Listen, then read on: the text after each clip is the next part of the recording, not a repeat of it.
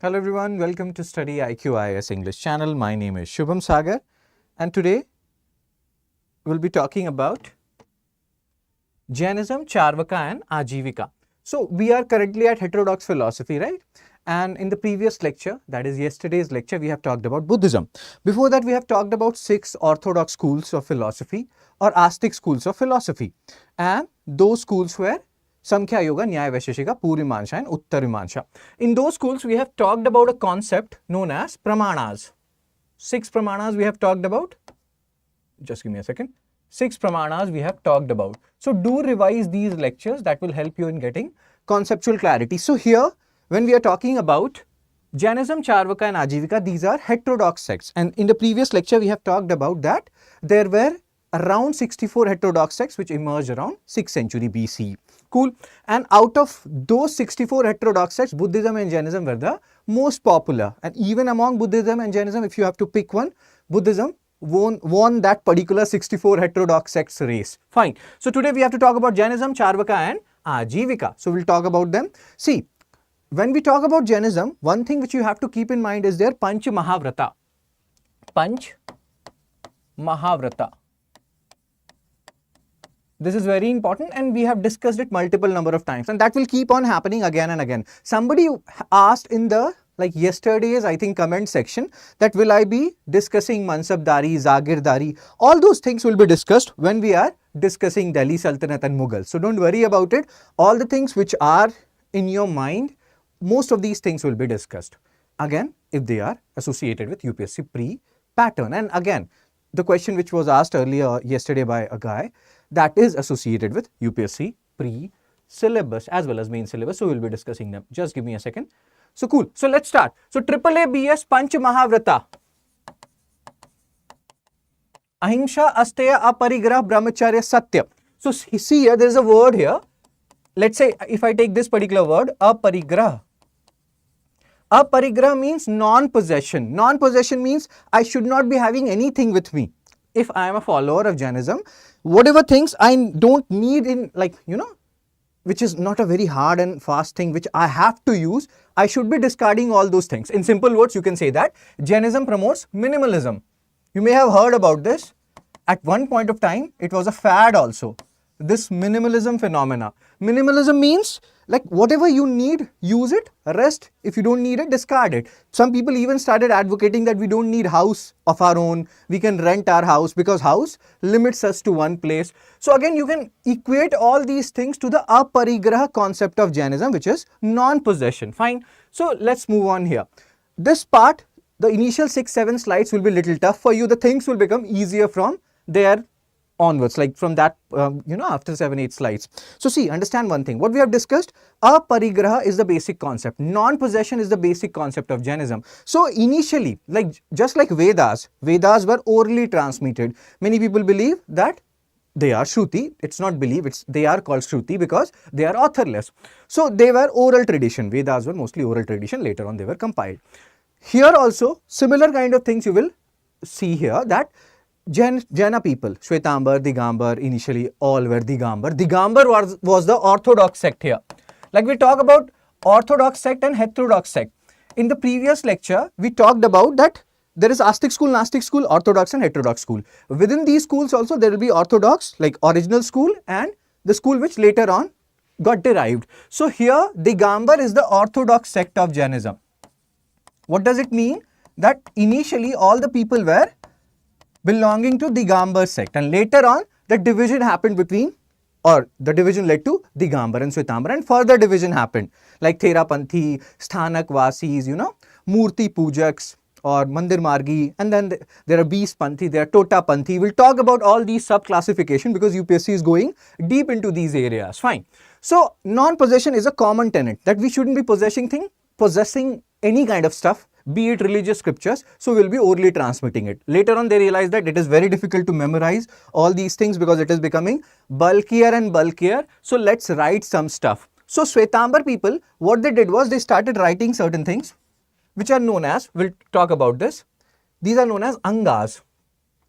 But the Digambar people, they will be like, no bros, we don't believe in your Angas. Digambar people are like, we don't believe in your Angas. The original Anga or the original teachings of, for 24 Tirthankar and other gurus, they have been lost. So, Shwetambar people, they believed in these Angas. Digambar people came with their own set of books, which were known as Siddhantas. Again, these are some keywords. You don't have to do PhD here. You don't have to, remember each and every facet. Just focus on the words. Angas, they are associated with Shwetambar. Digambar people did not believe in these Angas. They felt like Siddhantas are the books which are the original voice of 24 Tirthankars and other people. So, these are the things which happened. And again, here there are certain key terms. We'll keep on discussing about different terms. Like we have discussed about Jaina text, Buddhist text. We have talked about, Parishtha Parvan, Trisasti Lakshana, Mahapurana, etc., etc. And again, Vishuddhi Magga, all these, like Vishuddhi Magga is a Buddhist text, Trisasti Lakshana, Mahapurana is a Jaina text, Parishtha Parvan is a Jaina text. So you have to keep a tab on all these terms which we are discussing. So here also there are different terms. That Lord Mahavira's immediate disciple are known as Gandharas. Always do a comparative analysis. What do I mean here?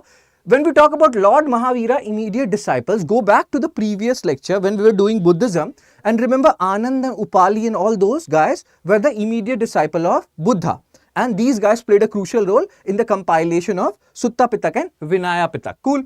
And again here there are terms like perfect knowledge is Keval Gyan. In the term of Buddhism we call it Nirvana, here it is known as Keval Gyan. Cool. And again 12 main sutra, Angas, Upangas, Prakirnas, you don't need to do PhD here, what these are. Prakirnas are scriptures which describe blah blah blah. No. What you have to keep in mind in this particular slide is, or keep a tab on, is Angas, Upangas, Prakirnas, they are Jaina texts. That's it. Because UPSC asks which of the following are Jaina texts, which of the following are Buddhist text. Also remember one thing, any book which has Avadana, written in the prefix or suffix, Avadana, written in prefix or suffix, they are Buddhist text. So these things you have to keep in mind. People talk about smart study, this is smart study. You cannot read all the Buddhist and Jaina text. What you have to do is you have to keep a tab on the books which are important from exam perspective, right? So Avadana, any book which has prefix as Avadana or suffix as Avadana, they are Buddhist text. That's how you can also discard certain options. Cool. So what we are discussing here, Angas, Upangas, Prakirnas, they are Jaina text, Shwetamba text. Digambar people do not believe in these Angas. They have their own book which are known as Siddhantas. So keep a tab on these names. So Digambar believe that the original Angas, they have been lost and they have their own book which are known as Siddhanta. So these are the keywords. Then when we are talking about Buddhism, in the last lecture, we have discussed about Tipitaks, which are the canonical text. And then we have discussed that outside these Tipitaks, these three Tipitaks, we have something known as Vishuddhi Magga, which people believe is very sacred. Like the three Pitaks, they are the most sacred, and after that Vishuddhi Magga. Similar thing you can associate here, that according to Shwetambar Angas, according to Digambar Siddhantas, and after that one book which both of them believe in is Tatvarth Sutra.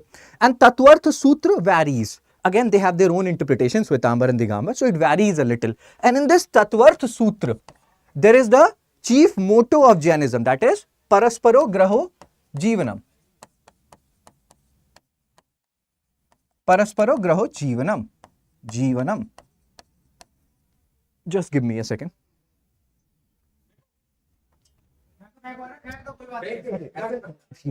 Class चल रहा है.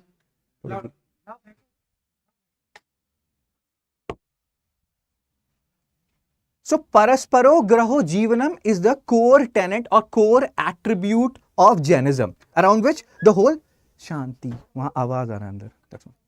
So Parasparo Graho Jivanam, please remember this particular quote, Jainism quote, and this was there in the Tatvarth Sutra. So they can ask you that Parasparo Graho Jivanam is written in which of these following Jaina text? Tatvarth Sutra. And what does Parasparo Graho Jivanam talks about? It talks about that we should help each other. We should give each other Jadu ki Jhappi, as Munna Bhai MBBS used to say. So these are the things, good evening, Shivashk, which you have to remember. So Parasparo Graho Jivanam, core motto of Jainism, in which book it is? Tatvarth Sutra. Sir, I take recorded classes of yours. I have purchased course somewhere, but not able to connect. I saw your class. I'm able to connect with you. I'm relying on you for history instead of purchase. Yes. So you can rely on this crash course study for. Good evening, Bulbul. Let's focus here. So now, philosophy of Jainism. Again, there are certain keywords. So up until now, we have been seen very important keywords like, Angas, Siddhantas, Tattvartha Sutra, Parasparo Graho Jivanam. Again, these are some keywords, and later on, the things will become much easier for you. So again, bear with me right now. So we have talked about Keval Gyan. We talk about Nirvana in Buddhism. Similarly, we talk about Keval Gyan in Jainism. So again, they are saying that there are different Jaina, there are different Tirthankars, 24 Tirthankars, and according to the needs of the time, they tell about different truths. It's not like that in this particular era, the truth which you will be speaking is the same which you have spoken in the 19th century or 18th century. So things have to be adapted according to the needs and convenience of different centuries or different era. So that's what they are saying. Jainas believe that each Jaina reveals the same essential truth according to the need of the society and the era in which they are born. Currently, we are living in 4th Industrial Revolution. Live with compassion, exactly. So currently, we are living in 4th Industrial Revolution. People who have lived in 1st Industrial Revolution, their requirements were different. Right now, our requirement is different. So accordingly, the Jaina will reveal different truths, but that will be a truth. So when he reach omniscience, that is Keval Gyan. This is the word for Keval Gyan. Keval Gyan, which you call as, Nirvana in Buddhism. So he will make a Divadhwani. What does Divadhwani means? Again, go back to Buddhism. Remember the Dharmchak Pravartana, the first sermon, the wheel of sermon. So it's like in Buddhism, we have talked about the Dharmchak Pravartana. Here they are talking about each Jaina making Divyadhwani or divine sound, so that these sentient beings, these normal beings, these common human beings who are known as Samavasarna, again my Jaina friends, if I am pronouncing it wrong, pardon me for that, but we have to understand the keywords so that they can understand all these things which these Jaina people are transmitting. So there are some keywords here. What is Divyadhwani? What is Samavasarna? What is Siddhanta? Or what are Siddhantas, what are Angas, what are Tattvartha Sutra, what is Parasparo Graho Jivanam? These things you have to keep in mind. Cool, let's move on. The more you read it, the better you will become. And again, in the last lecture, I have given you the link where you can get the PDFs. So those PDFs will be uploaded, I think, any moment now, or I think some of you may have downloaded those PDFs. So I have given 3 PDFs up until now, 3, 4. So you will keep on getting those PDFs. So don't worry about it. Just focus on your studies. So now let's focus here. In the previous lecture, again, whenever I am teaching you Jainism, I will keep on telling you about the previous Buddhism so that you do a comparative analysis. So in the previous lecture, we have talked about canonical text of means Buddhism, those were Tipitaks, and then non-canonical text where we have talked about, Vishuddhimagga, Milinda Panho and other books. Here also, in the canonical text, you will talk about Angas, and you will talk about Siddhantas, Angas for Shwetambar, Siddhantas for Digambar. And when we are talking about non-canonical text, here you will be talking about Adi Puran, we'll talk about them. So let's focus on the keywords here. Always have a look at the slides and pay attention to the keywords. Like in the previous lecture, yesterday's lecture, we have talked about Pali and Prakrit. And there we have discussed something. What we have discussed? That Prakrit is a subset of languages. Prakrit is not a single language. Earlier in ancient times, Sanskrit is like a language, and then there are non-Sanskrit languages. So there was a derogatory term which was used for non-Sanskrit language, and that was known as Prakrit. Pali is one of the Prakrit. So whenever, and these days it has become a fad that people write that Jaina texts were written in Prakrit. But which Prakrit? Because Prakrit is not a single language, it's a subset of languages. So here you will say that the Prakrit which this particular slide is talking about, or in which Jaina texts were predominantly written, was Ardha Magadhi. So let's differentiate here.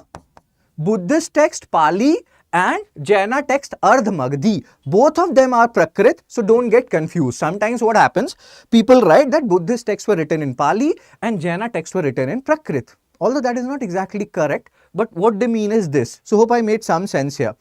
Okay. So that's what they are writing here. Now let's focus. Adi Puran, it talks about first Tirthankar. You don't have to, again, remember each and everything. Just try to remember, because we will talk about these books again and again and again and again.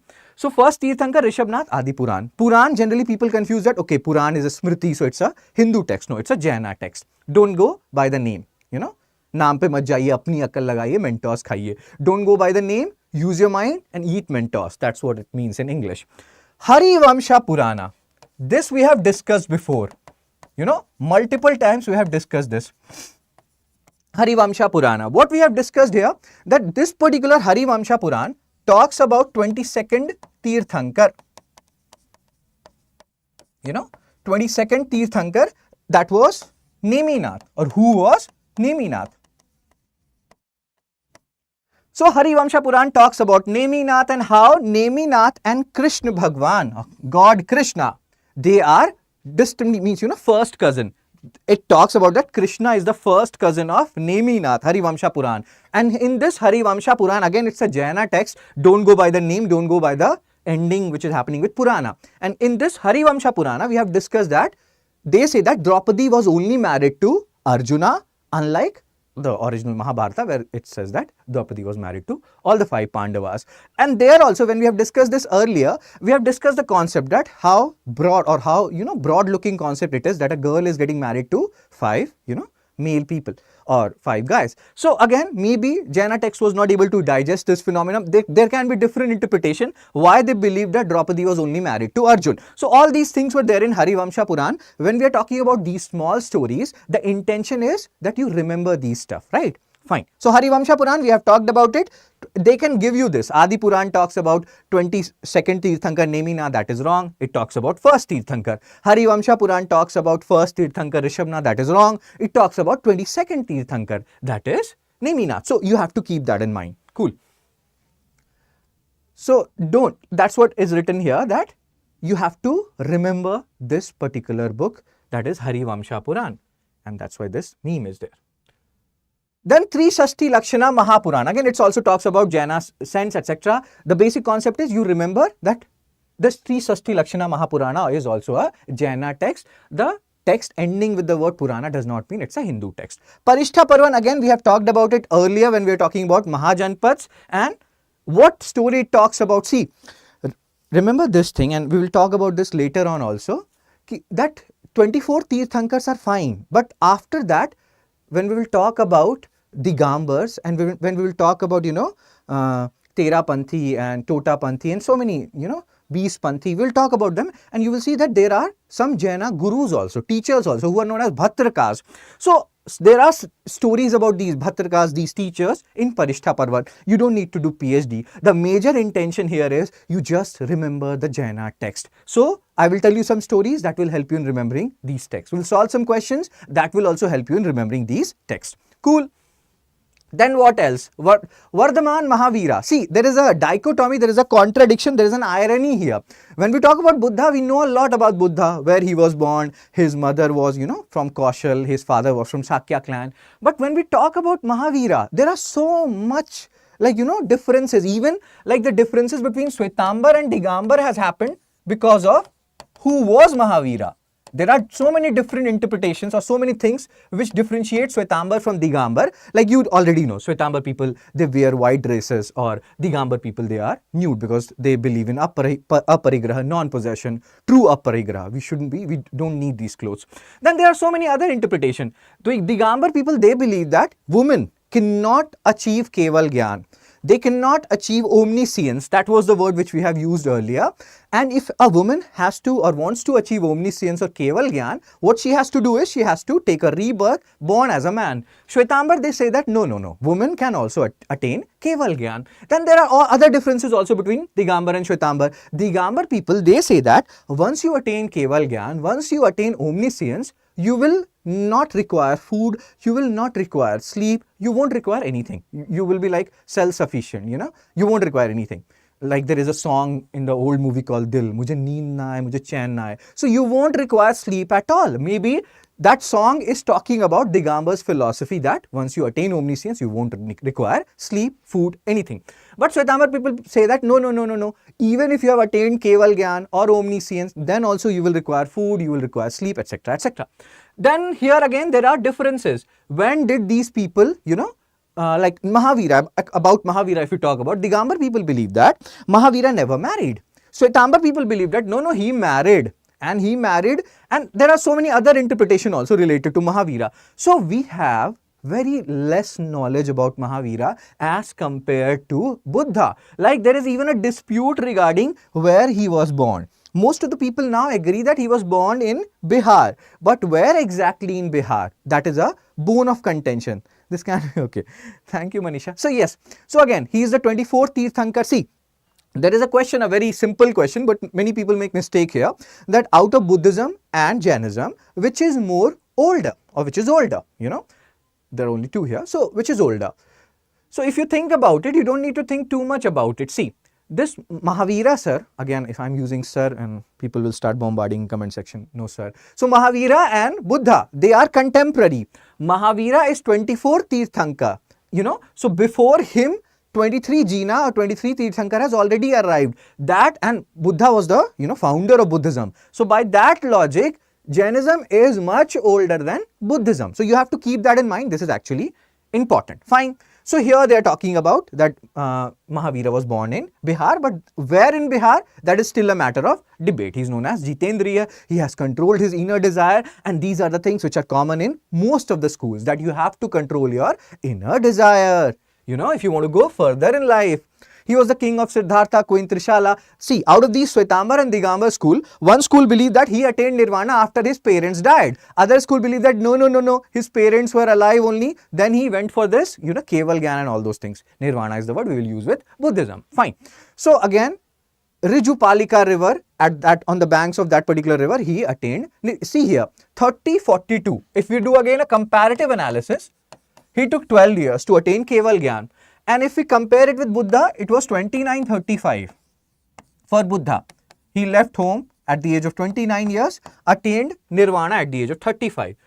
And here it is said about like Mahavira, he left home means at 30 years and attained Keval Gyan or omniscience at 42.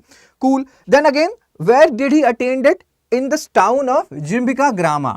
Here also there was debate. Where is Jimbika Grama? Is it in, you know, Bihar or Jharkhand? Now again, most of the scholars believe that it is in Bihar. Cool. And then Pavapuri and, you know, Kushinagar we have talked about, that both these people, they died, or Mahaparinirvana happened of both Buddha and Mahavira in Malla Mahajanpad. This we have discussed when we were discussing Mahajanpadas, you know. So Buddha died in, you know, Kushinagar and Mahavira died in Pavapuri. Kushinagar is in UP, Pavapuri is in Bihar, and both were part of Malla Mahajanpad. This we have discussed earlier. Cool. So remember these points. We are focusing on those areas which are actually very important from exam perspective.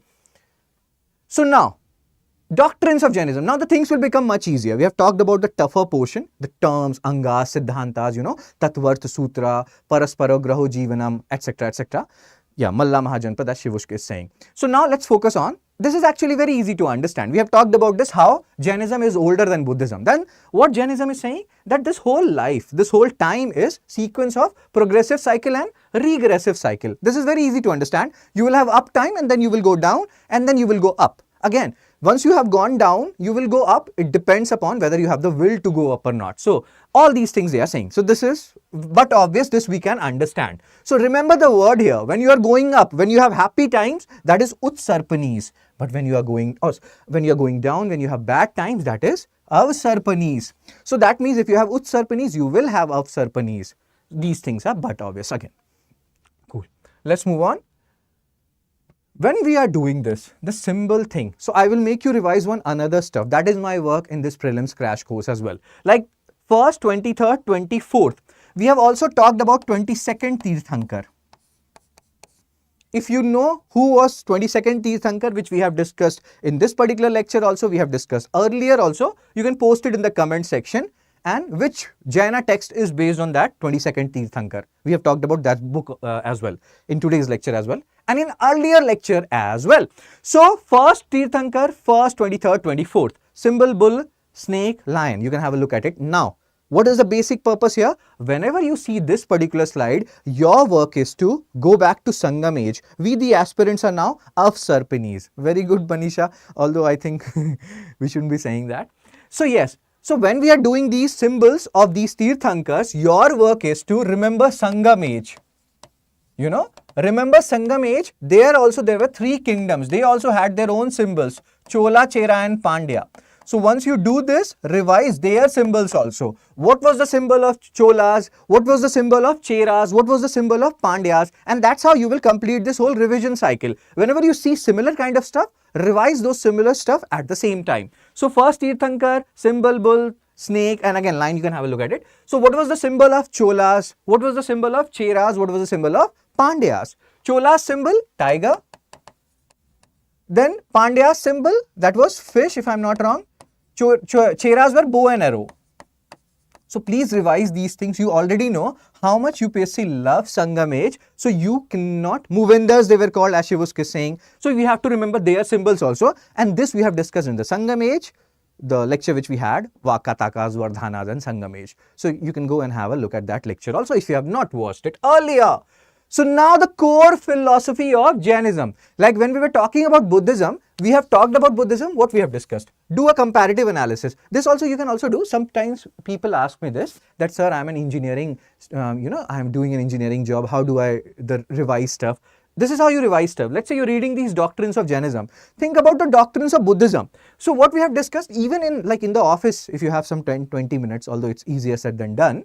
So you can think about it, like you're reading this. Now then close your eyes and think about what were the doctrines of Buddhism, main doctrines of Buddhism. So that was, or that were like Arya Sachini, Four Noble Truths, check the spelling, and then Ashtangika Marg. Arya Sachini, Ashtangika Marg. Four Noble Truths. This is about Buddhism. So we are doing a comparative analysis, because comparative analysis will help us in remembering stuff. Very good, Manisha. So, Arya Sachini, Four Noble Truths. There is suffering in this world. Second, there is cause of suffering. Third, there is solution of suffering. Fourth, the solution of suffering is following this Ashtangika Marg.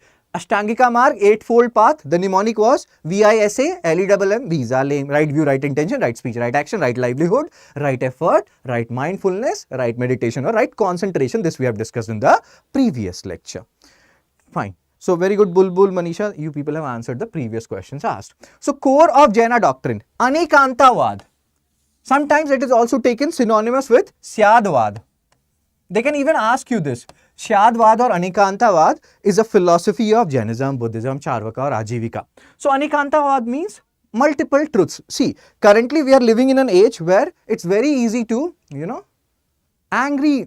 make people angry. Like I was seeing Shahid Kapoor is currently doing interviews for promoting his movie Deva.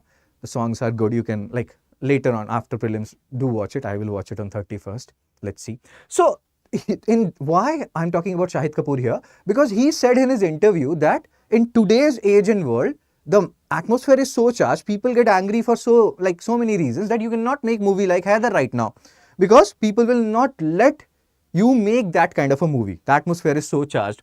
So here in this means, charged atmosphere, this Anikantavad or Syadvad theory can help you a lot. That you can be right in your own opinion. I can be, vows means promises, exactly. I can be right in my own opinion, So theory of multiple realities, multiple truths, that is Anikantavad. Syadvad is theory of maybe. Maybe you are right, maybe I am right. I am not discarding you, but we should all have freedom of speech and expression. It's not like you're killing me just because I said something. You also keep your views in a respectable manner. So Anikantavad, what does it say? There is a very famous example that there were different people who were touching different parts of elephant and they were describing elephant in different ways, but they were describing the elephant only, and everybody was correct in their own way. Similarly, let's take a simpler example. Let's say I give you a mango. Some will say mango is yellow. Other will say mango is sweet.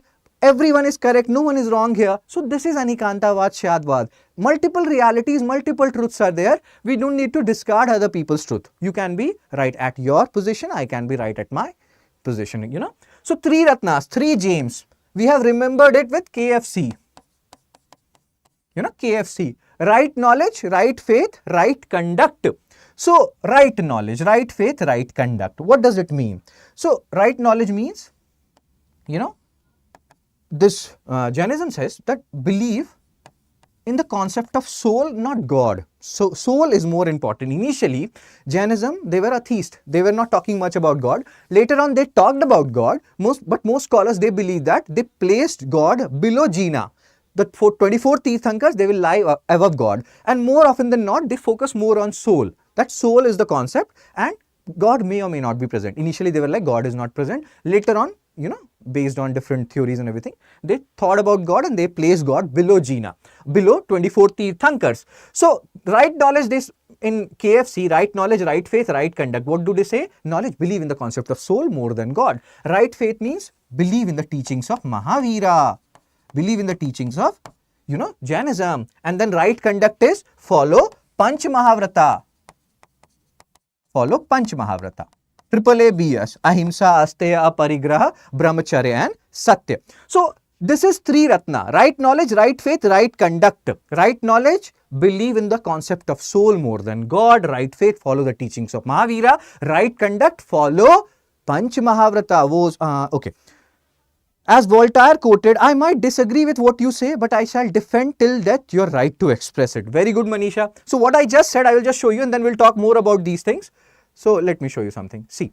So this is Three Ratna, right faith. We have remembered it with KFC chicken. And again, this is ironic, Jainism, vegetarianism, and we are remembering it with KFC. But whatever way we remember, the purpose is to remember it.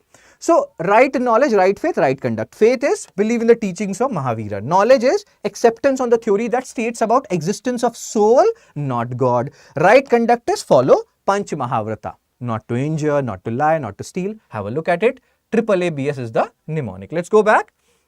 So Three Ratna, Panch Mahavrata we have just discussed. Ahimsa is the core doctrine of, and you see there Ahimsa was like every object has soul. And we have discussed this earlier also, that in Jainism philosophy, or in Jaina philosophy rather, they believe that even a door has soul, anything. And that's why you may have seen people who, even if they kick a door, they say sorry. And I also do that, many people do that. And according to Jaina, that is actually a correct thing to do. Every inanimate, animate object has a soul. And that's why you see most of these Jainas, they are traders. They are not even farmers, because when you are doing farming, you're killing insects, and that is also not allowed in Jainism. So very, very strict. So now you will have petitioners, oh God, especially with Gen Z people. So Panch Mahavrata, Ahimsa. These are the core tenets, and this is the theory of Anikantavad or Shyadvad.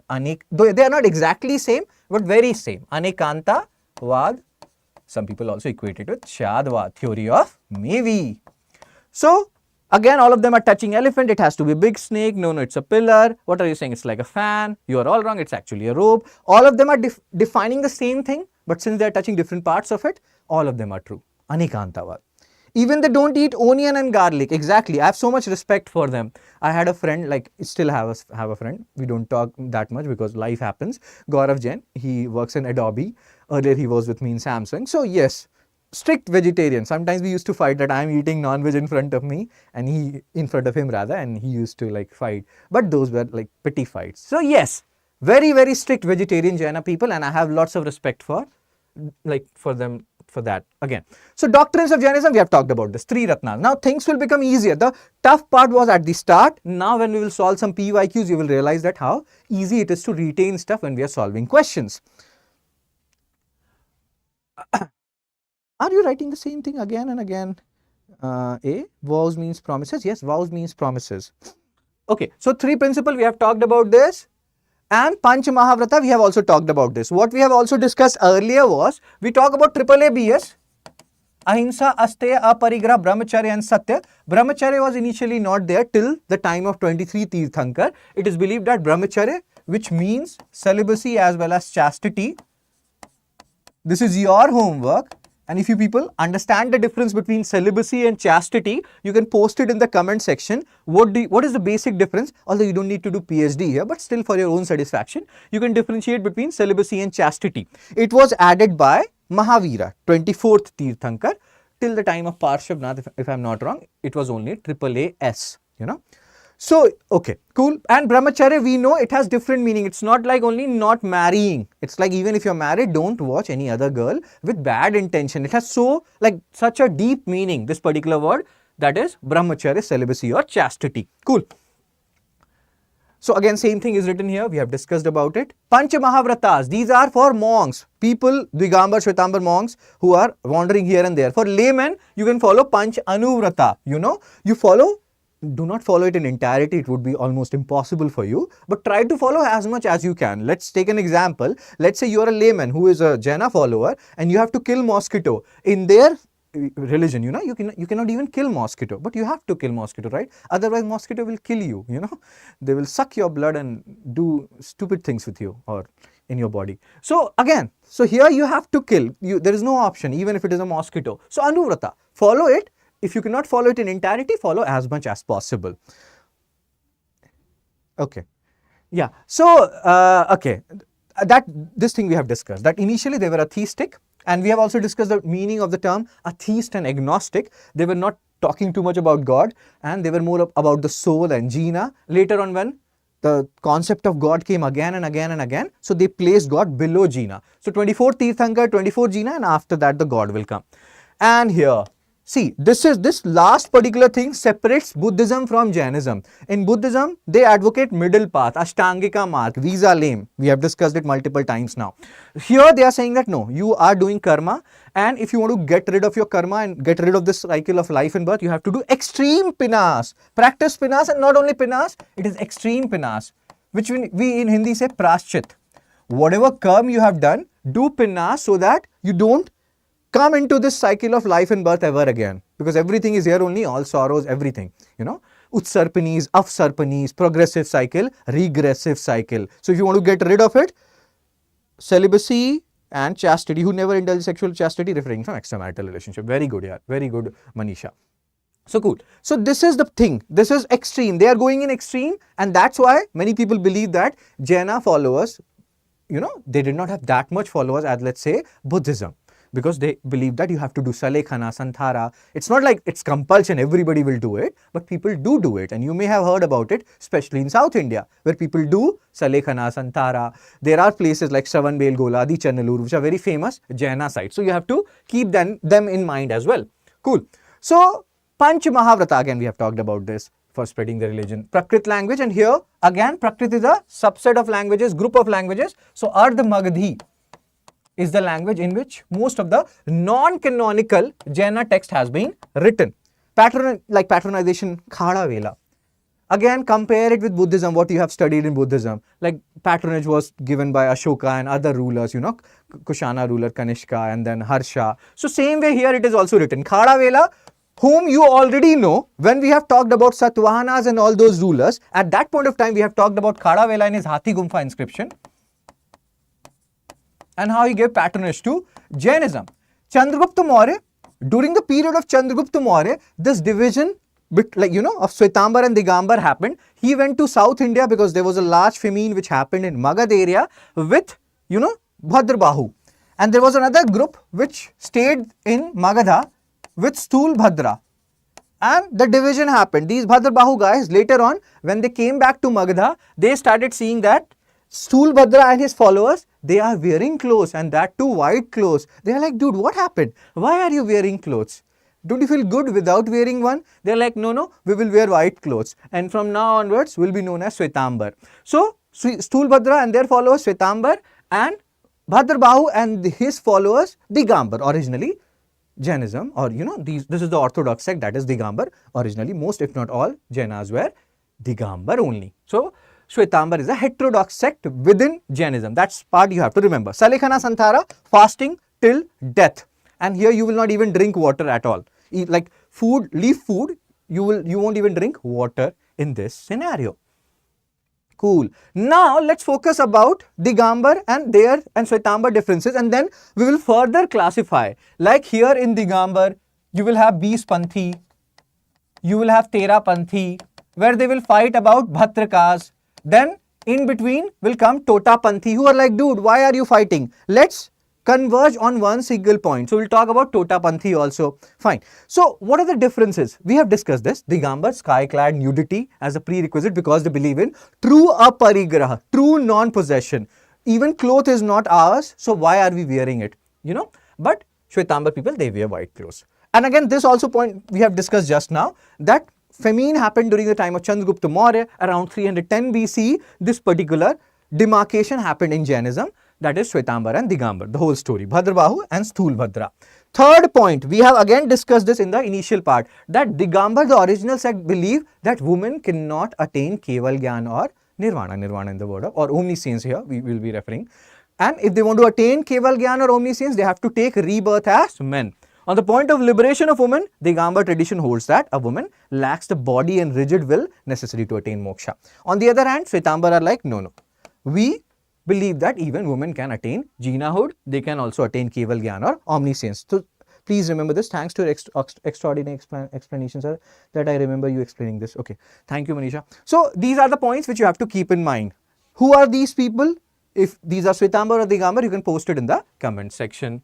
Then what else? This also we have discussed.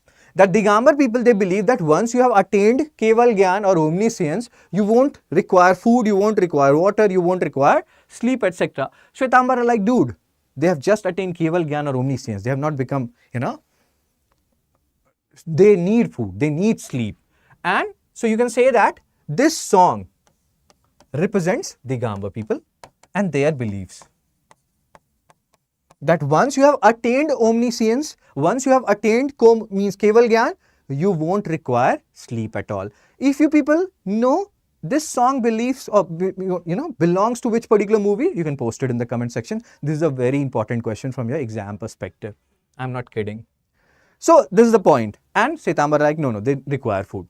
Again, Mahavira, we have discussed this, and this is actually a matter of great concern, that unlike Buddha, about whom we have almost crystal clear information, that where he was born and where he attained what and what, about Mahavira, we are still very confused that in Bihar where exactly he took birth and whether he was married or not. When did he went for his Keval Gyan and omniscience? At that time, whether his parents were alive or dead. So there also there are different interpretations. Digambar people, they are saying that Mahavira never married and he renounced his world while his parents were alive. Shwetambar people are saying that not only he was married, he had a son or he had a daughter rather, and it was only after his parents died that he became ascetic. So there are different interpretations. Oh my God, you people already have given the name of that movie. You people are so intelligent. So there are so many differences between Shwetambar and Digambar. This information you can use in pre, this information you can use in mains, you can use it anywhere and everywhere. Very good. This is not all. There are so many other differences. Again, there are further classification also, and this is important from exam perspective, and that's why we are reading it. So Digambar people and Shwetambar people, you will see in Shwetambar people, we will talk about Murti Pujaks. They are also known as Mandir Margi. Digambar we have talked about, 20 Panthi, 13 Panthi, Tota Panthi, we will talk about them later also. In Shwetambara, you have something known as Murti Pujaks or Mandir Margi, they are also known as Mandir Margi or Murti Pujaks, and then you have one classification, that is Sthanakwasi. So Mandir Margi or Murti Pujaks. So as the name suggests, they will go to temples and they will represent 24 Jainas and other teachers of theirs, as in statues, as gods. So again, you can see the things which they earlier used to condemn about Hinduism, the Vedas and their teachings, they have started doing the same thing here. On the other hand, the Sthanakvasis, they don't go to, any such temples, etc. They have Sthanakas or prayer halls, and it is called that they are Dhundhyas. Dhundhyas means they are searchers. They are trying to find the purpose of life. I love Sthanakvasis the most. And again, when I say that, people are like, sir, what is Dil in short, sir?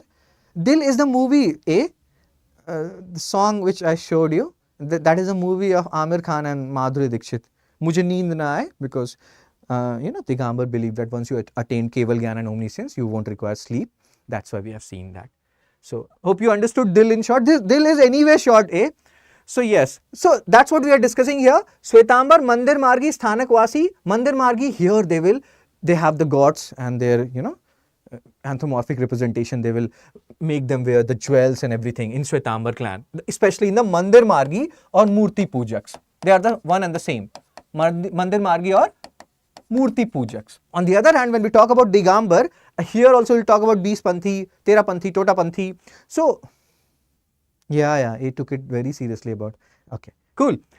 So Digambar, what they're saying, and here you will see, even if they are like, you will see Akshat and all those, 20 Panthi and 13 Panthi, sometimes they will use Akshat, and Akshat is sacred rice and all those stuff. But they are not going with jewelry and all those things. These jewelry, etc. are more associated with Shwetambara, and even inside Shwetambara, the Mandir Margi and Murti Pujaks are more known for, adorning their gods and Tirthankars, idols with golds and everything. So whenever they talk about jewelry, think about Shwetambar. Whenever they talk about, idols are there in Digambar also, but they are using it, or they are, giving Akshat, sacred rice, etc. here, and not anything more than that. We'll talk about it. Here also there is difference between 20 Panthi and 13 Panthi, and then there is something known as Tota Panthi. So scriptures, we have discussed this. Digambar, they believe in Siddhantas. This was first or second slide. And Shwetambar, they believe in Angas. Okay. So this particular image is very important for you, because UPSC now not only ask about Digambar and Shwetambar, that is old fashioned now. UPSC love Buddhism and Jainism. So now they enter into Shwetambar, Mandir Margi or Murti Pujaks, Sthanakvasi. Then you have Beespanthi and Terapanthi. So Mandir Margi, Murti Pujaks, they have idols of Tirthankar and other, teachers, and they will adorn them with jewels and all those things. Sthanakvasis, they don't go to, temples, they go to prayer halls which are known as Sthanakas, and they are called Dhundiyas because they are finding the purpose of life. And here also you will have Terapanthi, so don't get confused too much. They will not ask you this, that Terapanthi is a part of Shwetambar or Digambar, because Terapanthi is there in both Shwetambar and Digambar. But they can ask you this, that Mandir Margi is a subsect within, Shwetambar or Digambar. So that will be Shwetambar. And here if you talk about Beespanthi and Terapanthi, if I am not wrong, Beespanthi believed in the teachings of Jaina teachers who are called Bhatrakas. And they will sit while they are praying and all those things. So they believe in the teachings of these Bhatrakas. That is the major point, But Terapanthis, they hate, or they have done a revolt against these Bhatrakas. How you can remember it? You can remember it with this way, or in this way, that most of you people have read about modern history. You have basic idea about modern history. We'll talk about them later on also. So in modern history, when we talk about non-cooperation movement, cool. So when we talk about non-cooperation movement, we talk about Akali movement. Akali movement, which was happening in Punjab, which later on merged with non-cooperation movement. So there also people were protesting against corrupt Mahants. So in a way, Terapanthis you can take like that these people were protesting against Bhatrakas, similar to, not exactly same, similar to how in Akali movement people were protesting against corrupt Mahants. And then Shiromani Gurudwara Prabandhak Committee was appointed. We'll talk about it. So Bhatrakas is the common theme here in Beespanthi and Terapanthi, and then there are other smaller differences, that one will sit. They will sit while doing prayers, they will stand while they are doing prayers, and then later on, Beespanthi and Terapanthi, there will be some followers who will adopt some philosophy of Beespanthi, some philosophy of Terapanthi, and they will become Totapanthi. Beespanthi, that is 20. Terapanthi, that is 13. Totapanthi is the average, 20 plus 13 by 2. So here we are doing CSAT also, that is 16.5. So they are like, don't fight among themselves, bro. We will adopt something of yours. We'll make everyone happy. But if you start making everyone happy, you yourself will be unhappy. So don't try to do that. What are you people talking about, Ooty, etc.? Let's focus here. Dil was shot in, South Ooty. Oh my God. If I start seeing your chats, I will get so...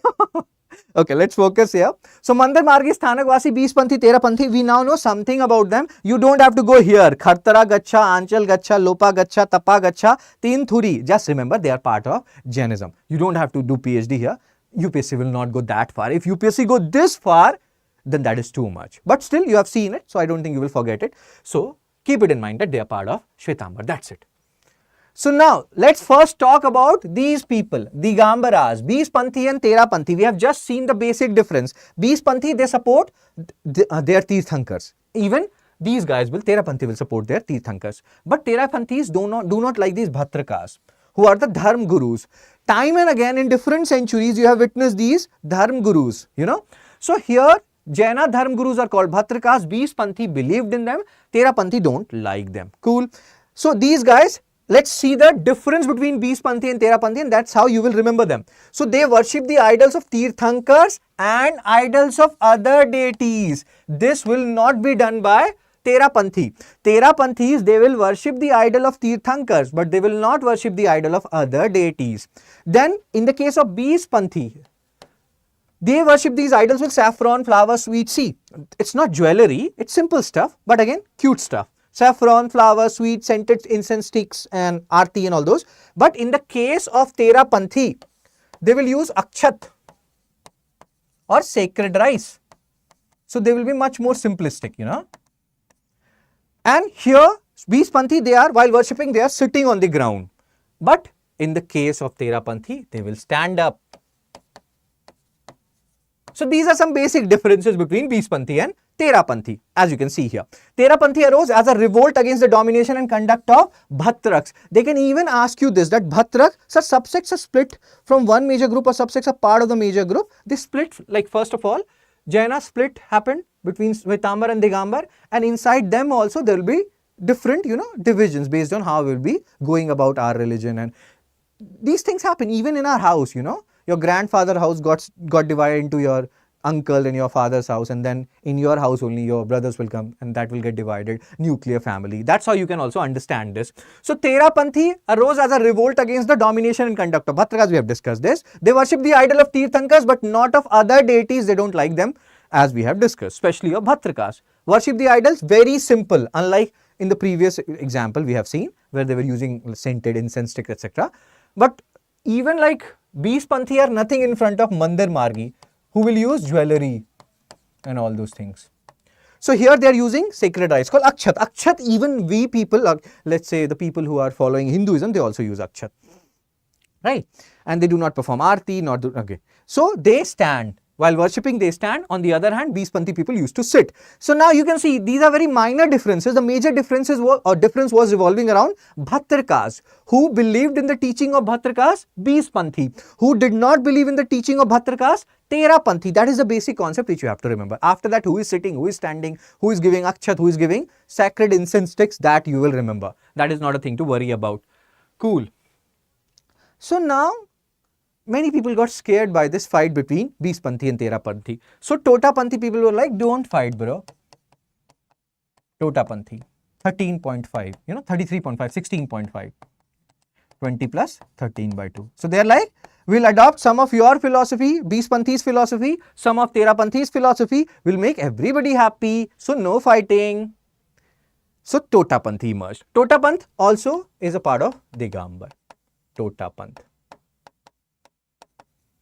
And here, again, because of differences, and they are like an average, partially following this philosophy, partially following this philosophy. Maybe in one they are believing in Bhatrakas, but they are only using sacred rice, Akshat, and or maybe some of them are standing, some of them are sitting. So that's how they pacified both 20 Panthi and Tera Panthi. Somebody has to play a, devil's advocate, and Tota Panthis were the one. So we have talked about these guys. Now let's focus here on Shvetambar and then Mandir Margi and Sthanak-Vasi. We have already discussed this part, that Mandir Margi people, they are also known as Sthanak, means Murti Pujaks, and Sthanak-Vasis. UPSC has already asked question on Sthanak-Vasi. So Mandir Margi, Murti Pujak, if somebody asks you, and if somebody asks you, you can post it in the comment section. Out of Mandir Margi, Sthanak-Vasi, 20 Panthi and Tera Panthi, which among these four you find the most materialistic? What will you say?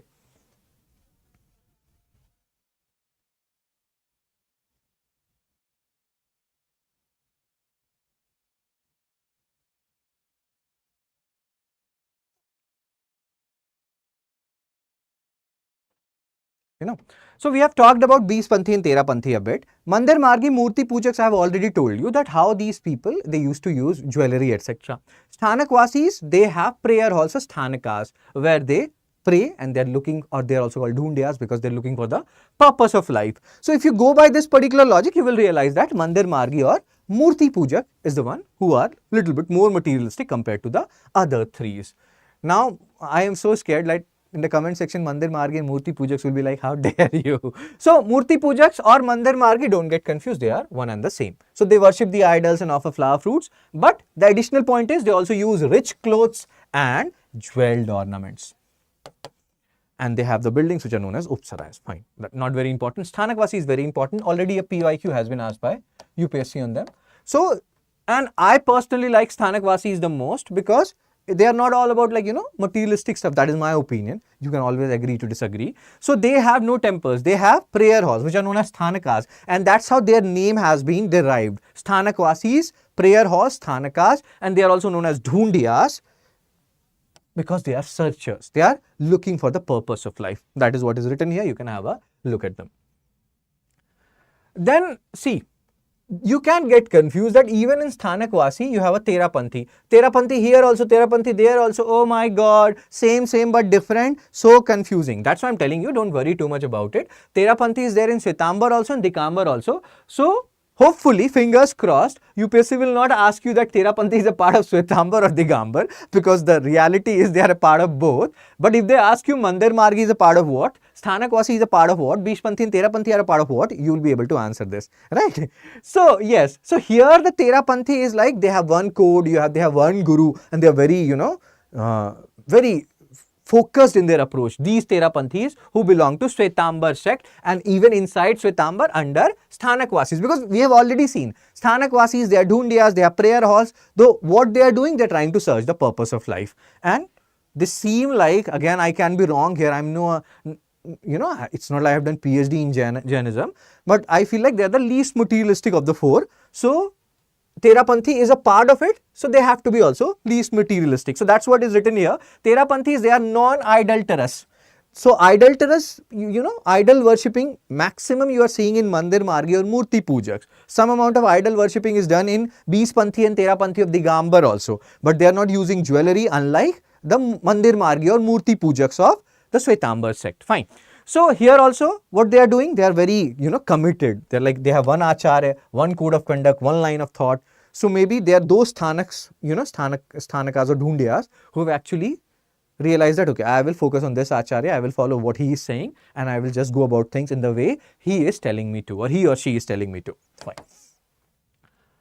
So now, Jaina Council, first 310 BC, if somebody asks you, during the time of this, like 310 BC, who was the ruler who was ruling here? Like, who was ruling over, or who was the major ruler over Indian subcontinent? 310 BC. So if you put your mind and if you think about it, you can pause me right now and you can write it in the comment section, whatever you are thinking. Anju is also saying Mandir Margi. So when you think about it, you will realize that Chandragupta Maurya was there, and we have talked about how during his time, what happened, people went to south, etc., etc. Then the second part, 453 or 466 CE, Vallabhi. Second Jaina Council happened, where the final compilation of Angas, Upangas, etc. happened. So now the second point is 453 CE. Who is the ruler? Who is the major ruler in the Vallabhi region? Vallabhi we have discussed earlier. So this Vallabhi part earlier was part of Western Shakas or Western Chhatrapas. We have also discussed this Chhatrapas when we were talking about Guptas, that Chandragupta II, he defeated these Western Chhatrapas who were Shakas, and he took the title of Shakri. And his reign was during 380 to 414 AD. So that means, and if we talk about Gupta period, it was around 318 or 320 AD to 550 AD. So this is the time period when second Jaina Council is happening. This particular area, that is Vallabhi, there is a very high probability that it was under the control of Guptas. But earlier it was under the control of Western Chhatrapas, and later on we have seen, if you again revise the earlier maps, you will realize that it came under the control of Maitrakas. So A is asking, sir, one doubt whether in answer writing we need to write exact years like 310 BC or overall outer timeline is enough, sir. Outer timeline is enough. You don't need to remember each and every year and everything. You just have to remember when it happened. So Vallabhi is very important. See, here is Vallabhi. And Maitrakas, they emerged after the decline of Guptas. And before the Guptas, or even during the time of Guptas, before Chandragupta II, here you had seen Western Chhatrapas or Shakas. So keep that in mind. Let's have a look at this particular question. Let's try to do this Let's try to do this particular question, then we'll move on to other areas. So which of the following statements are applicable to Jaina doctrine?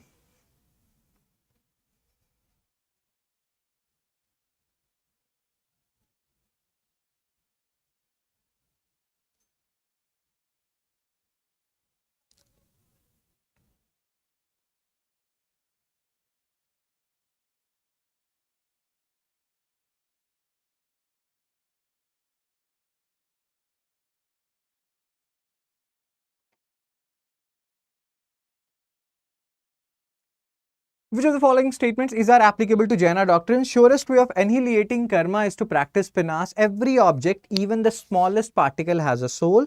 Karma is the bane of the soul and must be ended. So what is the correct answer? So Umesh has given the answer, A has given the answer, all correct. Every statement is correct. we have seen this particular statement in the previous slides only. You have to practice penance, and not only penance, extreme penance. We have also discussed this. Every object, even the smallest particle, be it animate or inanimate, living or non-living, has a soul. Karma is the bane of the soul and must be ended. So the answer is D, all 1, 2, 3. Then there are certain symbols, just like, and these symbols, Ashtamangala, they are not exclusive to Jainism. These symbols you will see even in Buddhism, you will see in Hinduism. So generally what happens, what UPSC can do, please read options, sir. So option is, you can have a look at these options. All these options, they are applicable to Jaina doctrine, Bulbul. Right. So Anju has given the answer, Sundaram, Bulbul. Cool. Let's move on. So now there are different symbols associated to Jainism, and it's again not exclusive to Jainism. Similar kind of symbols you will see in Buddhism also, Hinduism also. So how they will ask these questions, I will just tell you, like swastik symbol. Swastik symbol you will see in Buddhism also, you will see it in, Hinduism also. You will even see in Nazism also something similar to swastik. So you don't need to worry too much about it. What they can do, how they can frame question here is, they will give you this symbol of peace and well-being is, and then they will give you different options, swastika, and we will see Abhi Yogi Mangala and all those stuff, which is karma ben or it's boon ben. They are saying it's ben, and it's bad and you have to end it. So swastik, symbol of peace and well-being. They can ask you again, I've just told you how they will frame question. Swastik, you find it in Hinduism also. Similarly, Srivasta, they will ask you and they will give this particular statement that a mark on the chest of Mahavira, what is it known as? And then they will give you all these names like swastik, Srivasta, and the other mangalas you will be seeing. So you have to remember it like that. I am just telling you how they can frame question. Not very important, but keep it in mind because they are going into unexplored area. So there is a chance that they can ask you these things. Then complex form of swastika is known as what? Nandavrata. Again, it's a form of swastik only, but multiple swastik you can see here. So that is Nandavrata, Vardhamanaka. Again, this is an earthen bowl and it is, the light is symbolizing knowledge. So they can give you this, that earthen bowl which is like, used as lamp is known as what? Vardhamanaka, swastika, other things. So you have to remember that way. They will not give you the pictures. They have never done that.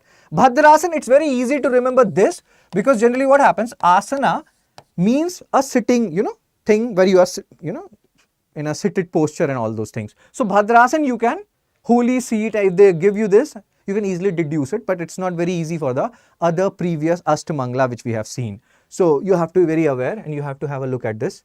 Kalasha again is easy. Bhadrasana, Kalash. Kalash means pot. So again, this also you can deduce. Pot filled with holy water represents purity, blah, blah, blah. But be on the lookout for the other symbols, previous symbols which we have just discussed. Minu Yugla, fish, this is also symbol of Pisces. I'm a Pisces. Again, so it's a figure of fish couple, means auspicious.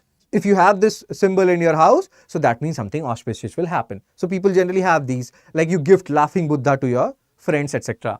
So Minu Yugla. Again, I have just told you how they can ask you question. They can give you this description. They can ask you which symbol we are referring to. Toughest question can be asked. Darpan, reflection. Parasparo Graho Jivanam, motto of Jainism. In the initial part of the lecture, we have discussed this particular part, that Parasparo Graho Jivanam is written in which particular book of Jainism?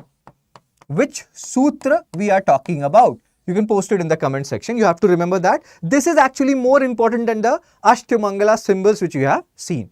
So Parasparo Graho Jivanam was part of which particular book? Which is like out of the canonical text. This is a non-canonical text, but people revere it, this particular book. And which book it is? So again, and that Parasparo Graho Jivanam says that we have to help each other and we have to give each other Jadu ki Jhappi. So this part also you have to keep it in mind. Oh, respect to you, Bulbul. Oh, should I read options? Okay. So let me read options for you. So the question was, which of the following statement is applicable to Jain doctrine? And the three statements were: the surest way of annihilating karma is to practice penance. Every object, even the smallest particle, has a soul, and karma is the bane of the soul and must be ended. So all these three statements, they were correct. And that was the answer, Bulbul. Yes, Anju and A has written the answer. Proud of you people. Cool. Keep these points in mind. And have a look at these Ashtamangalas also, or So now let's focus on Charvaka philosophy, and then we'll talk about Ajivika philosophy. Charvaka philosophy is also known as Lokayat philosophy. Charvaka or Lokayat philosophy, and we have seen it is a materialistic philosophy. According to different sources, it is not the only materialistic philosophy. Even before Charvaka, there were materialistic philosophy. What is a materialistic philosophy? They believe that the purpose of life is enjoyment. And even if you have to take loan or anything to enjoy life, do that. That is what Charvaka philosophy believes in, And that's what they say. Even if you have to take loan to drink ghee, in many house people drink ghee, believe it or not. And yes, so you can do that. So we have also discussed this. If you have a friend who believes in Charvaka or Lokayat philosophy, don't ever give him or her loan. So what we have just discussed, this is a materialistic philosophy, and it says that the purpose of life is enjoyment, and you have to enjoy all your senses. Whatever way you want to interpret it, interpret it. But again, why it is so famous when it is not the only materialistic philosophy? Because they were the ones who compiled all their thoughts in aphorisms. Aphorisms means sometimes you say something in a satirical manner, but that is also the truth. Like how they will condemn Vedas, where they will talk about that Veda has two parts, Karm Kand, Gyan Kand. Karm Kand, Samhita Brahmana Aranyaka, where you are saying something and then you are contradicting itself with the Gyan Kand, which is Upanishad. So either one is wrong or the other is wrong or both is wrong, and they are using this particular analogy to prove that Vedas were not written by God. Like we discussed, like we discussed that Vedas are Shruti and they are the voice of God according to scholars. But this Charvaka philosophy says that bro, your Vedas, it's different parts, they are contradicting each other. God will never contradict himself. God will never make that mistake. Your Gyan Kand and your Karm Kand, they are contradicting each other. That means either one is correct or both are correct, or both are wrong, and everything is wrong, and that means it is not written by God. It's a man-made creation, these Vedas. I'm not saying it, don't kill me in the comment section for it. Charvaka philosophy and their followers and their founder, they are saying it. So Brihaspati Sutra, Brihaspati, he is believed to be the founder.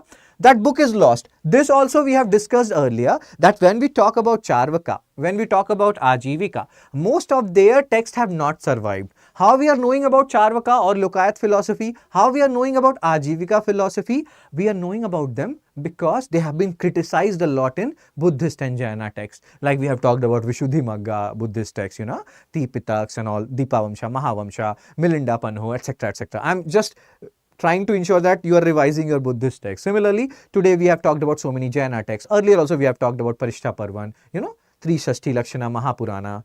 So many books we have talked about. So all these books, somewhere or the other, in some of these books, they have criticized these Charvaka and Ajivika a lot. So based on that, people believe that they must have been popular, because if they would not have been popular, why would you bother criticizing them? So if somebody is criticizing you, that means you are going up in life. That is a lesson for you people also.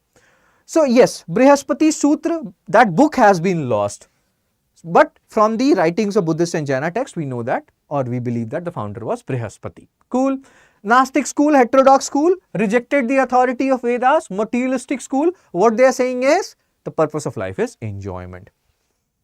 And even though before them also materialistic schools survived, but they are very popular now because they compiled their thoughts in the form of aphorism, which we found in Buddhist and Jaina texts, because their texts have not survived. Why do we roast you in comments? I don't know, people do roast me in comments. That also shows that I am becoming popular, because if you are not becoming popular, nobody will roast you. Oh my God, this is so stupid. Let's focus here. So now again, please, Saran ma'am, go back to Pramanas. Do you remember in the Orthodox school, I think that was lecture 8, where we were talking about Samkhya, Yoga, Nyaya, Vaisheshika, Purimansha and Uttarimansha. We have talked about different Pramanas, how different schools believed in different Pramanas. So if we talk about Charvaka, they just believe in one Pramana, that is Pratyaksh. Pratyaksh. Pratyaksh means whatever you have seen with your own eyes. They don't even believe in inference. They only believe in one Pramana. What about Buddhism? How many Pramanas they believe in? So Buddhism, they believe in two Pramanas. Two Pramanas. Can you take a guess? Take a guess in the comment section.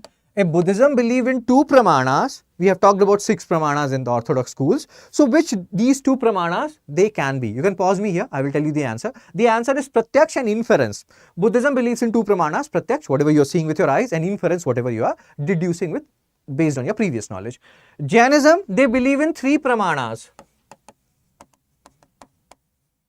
Jainism believes in 3 pramanas. Again, take a guess in the comment section what those 3 pramanas would be. They are similar to what Samkhya and Yoga believed in. So 3 pramanas here are pratyaksh, whatever you are seeing with your own eyes, inference, whatever you are deducing, and then shabd, words of a trusted source, which in this case can be me.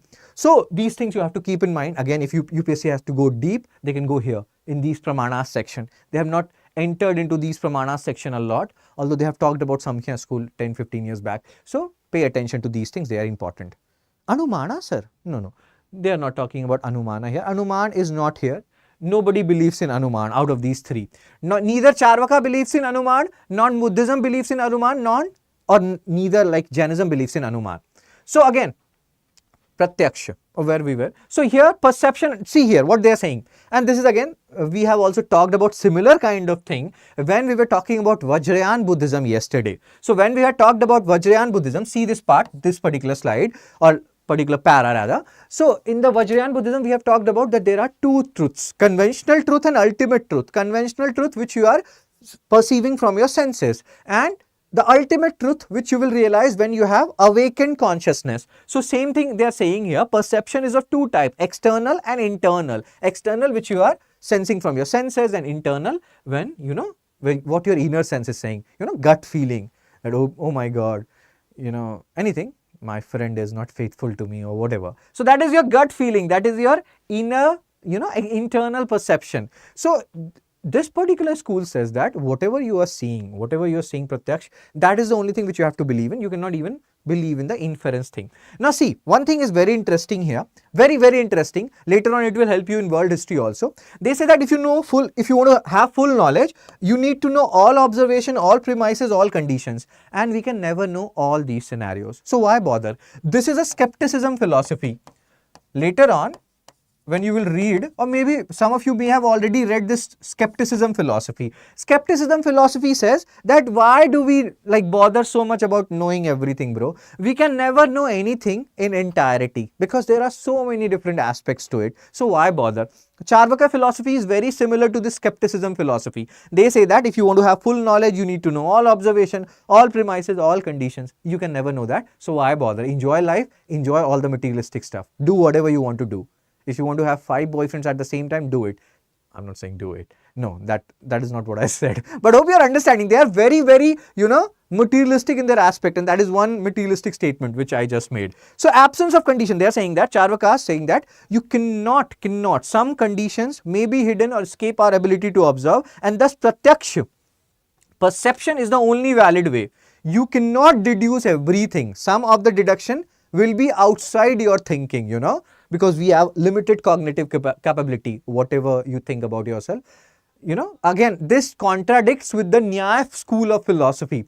Nyaya school of philosophy used to say that whatever is there in this universe is knowable, That was their philosophy, which was based on epistemology. You can go to lecture 8 and you can revise what I am saying here right now. So this school, Charvaka school, in a way is also promoting skepticism. Enjoy life. You can never know everything in entirety. So just don't bother. Whatever you can gather and just go and enjoy life.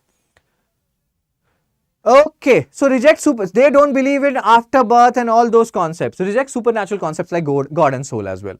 And here they are saying that we only believe in one pramana, that is Pratyaksha. No inference, etc. will help. So rejection of inference as a means. Charvaka epistemology states that whenever one infers a truth from a set of observation, one must acknowledge doubt. Inferred knowledge is conditional because you may not know all the conditions, all the caveats. So again, just focus on Pratyaksha. Sensual pleasure. Nothing wrong with sensual pleasure. Enjoy life. And here is the very interesting part. Interesting means there is something which we can learn from here, what they are saying.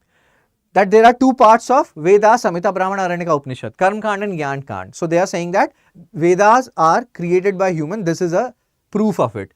Either one of them is wrong, either Karm Kand or Gyan Kand, one of them is wrong because they are contradicting each other. One is saying focus on rituals and sacrifices, other is saying focus on knowledge, focus on knowing about Atman and Brahman. So either one of them is wrong or both are wrong, as both cannot be right. So they also held the belief that Vedas were invented by man and had no defined authority, or divine authority rather, because God will not make such mistake. So there is no God. So Charvaka rejected the need of ethics and morals. While life remains, let a man live happily. Drink ghee, eat ghee, take loan, enjoy life, go watch Veda or Deva on 31st. Watch Shahid Kapoor, he's a good guy. It means he acts good, I don't know him personal life. So do whatever you want to do, that is what is Charvaka philosophy all about, you know. Ajivika school of philosophy, which is, you know, the Niyati philosophy. That everything is preordained, whatever has to happen will happen, doesn't matter what you are doing or not doing. If something is destined for you, you will get it. If some guy is destined for you, you will get it. If some girl is destined for you, you will get him or her, you know. I mean, again, hope you're understanding this. That's why maybe there is a quote, don't chase, attract. What's yours will always find you. You will find it in the WhatsApp status or of some people. So maybe that is Niyati philosophy. So Ajivika school, Nastic or heterodox school, just like Buddhism, Jainism and Charvaka. And again, remember, around 64 such heterodox or Nastic school emerged around 6th century BC. We are reading only 4 of them because that is in our syllabus. You can read about the rest 60 of them, some of which have, like most of which have not survived. So again, Shramana movement, Shramana are those people who have left, you know, Shramana, Parivrajakas, they have left and they are wandering here and there, monks. So Makhali Goshala, remember the names. So remember the names of the founder, you never know, they can give you these names and they can tell you to match the following. So again, just like the Charvaka or Lokayat philosophy, we don't have their sources also, we are knowing them from secondary sources. And here what they are talking about, Niyati philosophy. Whatever is written in your faith will happen, doesn't matter what you're doing right now. I still watch his Jab We Met movie whenever I feel low. Cool. So Niyati philosophy. Now you may feel like, sir, Niyati philosophy is not very good. That it may promote laziness. It may promote, you know, non-working attitude, laziness. Because it says that whatever is destined for you, you will get it. Doesn't matter what you're doing currently. It may make you lazy. But the other thought is, let's say there is a soldier who has to go fight a war tomorrow. And that's why Ajivika has many followers who were from trading arena or who were soldiers. Why? How soldiers or traders benefited from it? Let me give you an example, or more than one example. So one example is, let's say there is a soldier who is going to fight tomorrow a war, and he has his family, he loves his wife, he has 2 children, he doesn't want to leave his family because he feel like maybe he will be getting killed tomorrow. Ajivika philosophy will give him it helps people cope with loss, as Anvesha is saying. The second point is, Ajivika philosophy will give him a thought that if I have to die, and if it is there in my niyati, I will die tomorrow also in my home. So if I have to die, I will die. So doesn't matter if I am on the field or if I am in my home. So let's do my duty, let's go and fight. Because if I have to die, I will die. Now how this Ajivika philosophy will help traders? So let's say traders or merchants or entrepreneurs, they have to invest their money. And they feel like, oh my God, I can lose some money if I invest in this. Then the Niyati philosophy, Ajivika philosophy will help him or her, and it will be like, if I have to lose money, I will lose money some way or the other. So let me just invest it and take the risk. So that's how Ajivika philosophy helped these people. Are you understanding what we are discussing here? Can we advocate any philosophy or schools of thoughts in conclusions or in answer writing based on your thinking? But I don't think our thinking matters much. So it's not like advisable to, you know, conclude with any thought. You can just say that these are the thoughts according to, like, that's it. I won't personally advise you because it is said, just like when I'm teaching, my advice or means thinking does not matter much. What scholars said, we are discussing here. Similarly, when you're writing your answer in mains after clearing pre, your, you know, what you are thinking does not matter. You have to always quote the sources. So it's try to avoid it if possible. So that is what is happening here. And yeah. So Ajivika, see, understand one thing. Again, go back to lecture 8 and see those orthodox philosophy, Astic school. We have talked about Nyaya and Vaisheshika. We have discussed that when you are reading Samkhya, read with Yoga. Samkhya and Yoga, read together. Yoga is Samkhya plus God. Nyaya, Vaisheshika. So Vaisheshika is Nyaya plus God. Samkhya school was silent about God. Nyaya school was silent about God. And the atom philosophy, the Parmanu philosophy, the composite philosophy, we have discussed about this in the Vaisheshika school. And it is said that Vaisheshika school borrowed this particular atom philosophy from Ajivika school. And they were the ones who proposed this theory of atoms. Like our body is made of cells. In that time, they used to say Anu. Anu will create Parmanu, and those Parmanus will come together and create composite, and that's how human will be formed. Exactly, for example, when I lost my father, it was a difficult time, but without knowing Ajivika back then, I accepted it as it was destined to happen. So it really increases our acceptance. Very well said, Manisha. So Ajivika philosophy does help, although many people believe that it promotes laziness, but it does not. So again, this atom concept, which has been taken by Vaisheshika, many people believe it has been taken from Ajivika school. So Mauryan Empire, we have discussed this. When we were talking about Mauryan rulers, we have discussed this, that Chandragupta Maurya, he was, we have just seen, Jaina. Then his son Bindusara, he was Ajivika follower. And then Ashoka was Buddhist. And we have also discussed that people get confused between Bindusara and Bimbisara. Don't get confused. They can give you a chronology. Bimbisara is from Haranyaka dynasty and Bindusara came later in Mauryan dynasty. So BI same. M comes before N, so Bimbisara came before Bindusara. This part also we have discussed. So here, this particular philosophy, why it appealed to warrior, industrial or mercantile class, you now know this. Baravar Nagarjuni caves, which was created by Asoka in memory of his father, is, promoting this Ajivika sect, or is in a way promotion of Ajivika philosophy. Cool. Now let's talk about, or let's solve some more questions. Anu was mentioned in a song in L10 movie, sir, when neutrons and electrons were also there in lyrics. South Indian songs are awesome, bro. I love Vikram, who is there in Ponniyin Selvan. I also love Prabhash. Let's focus here, bro. So, what is the answer of this particular question?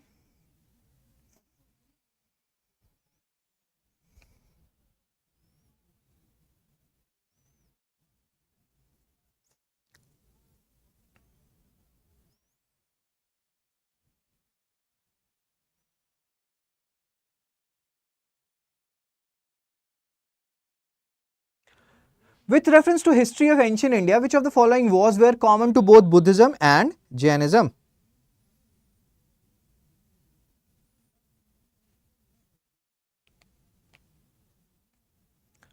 First, avoidance of extremities of penance and enjoyment, indifference to the authority of Vedas, denial of efficacy of rituals.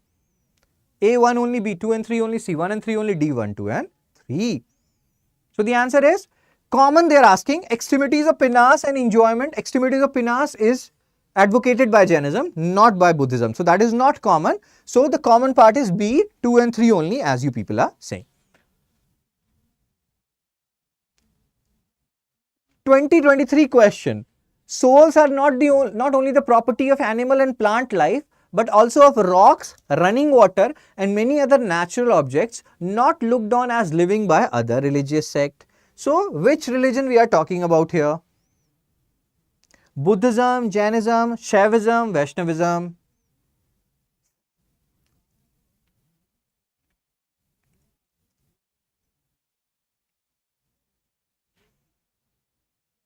Cool. So, Jainism is the answer. Easy question. Let's talk about this particular question asked in 2022. With reference to Indian history, consider the following text. First is Neti Prakarna, second is Parishtha Parvan, third is Avadana Shataka, fourth is Trisashti Lakshana Mahapurana. So, which of the above are Jaina text? Sir, I feel if there was an option stating only two, I would mark that. In which question? So, with reference to Indian history, consider the following text. Niti Pakarna, Parishtha Parvan, Avadana Shataka, Trishashti Lakshana Mahapurana.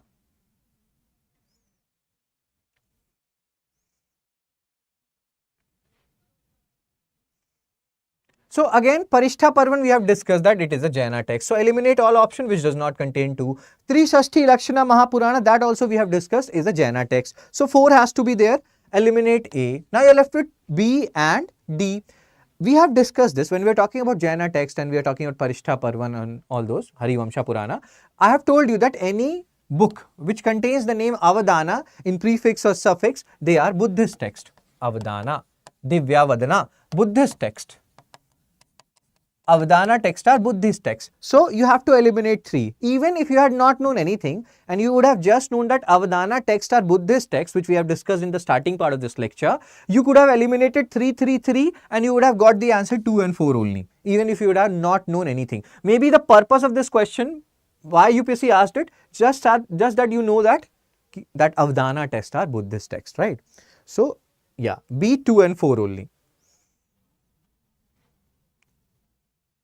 So again, you can have a look at the explanation part. Let's focus on this question. With reference to the religious practices in India, the Sthanak Vasi sect belongs to Buddhism, Jainism, Vaishnavism, Shaivism. Okay. No, 2 and 3 both are correct, Anvesha.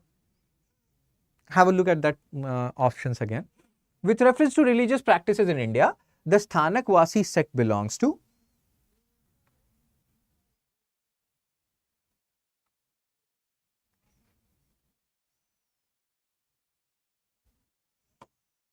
Sthanakvasi. As you people are saying, Jainism. Very good. And Umesh is giving the further answer. Even if now they ask you, Sthanakvasi is a part of Shwetambar or Digambar, I think you will be able to answer that. So do revise it. And again, Sthanakvasis, Sthanakas are prayer halls and these are Dhundiyas looking for or searching for the purpose of life. Javed Akhtar, there is a saying, a quote of his, क्यों डरे जिंदगी में क्या होगा, कुछ ना होगा तो तजुर्बा होगा. That means, why should we worry about what will happen in our life? If nothing happens, we will get experience and that matters a lot. Seriously, experience helps. It helps you deal with situations. Sthanakvasis, I remember as it is your favorite, they focus on the purpose of life. Okay, Manisha. So we have talked about this, you can have a look at this. And again, you people keep on asking in the comment section as well as in the chat section about the crash course PDF. So you can go to this, the link will be in the description part of the video. You can click on it and you can access the PDFs. I think first 3-4 lectures PDF you will get from here, and the rest also I will keep on giving them and they will upload it. So don't worry about it, you will get it. You may have got some of the PDFs, or if you have not, you will get it within a day or two. So that's it for today's lecture, and I will see you people tomorrow. Tomorrow I think we'll be doing temple architecture, which is a huge lecture, because we have to talk about Nagara, Dravida, Vishara, so many things we have to talk about in that lecture, and that is a very important lecture from exam perspective. So I will see you people tomorrow. Take care, be blessed, tata, bye bye.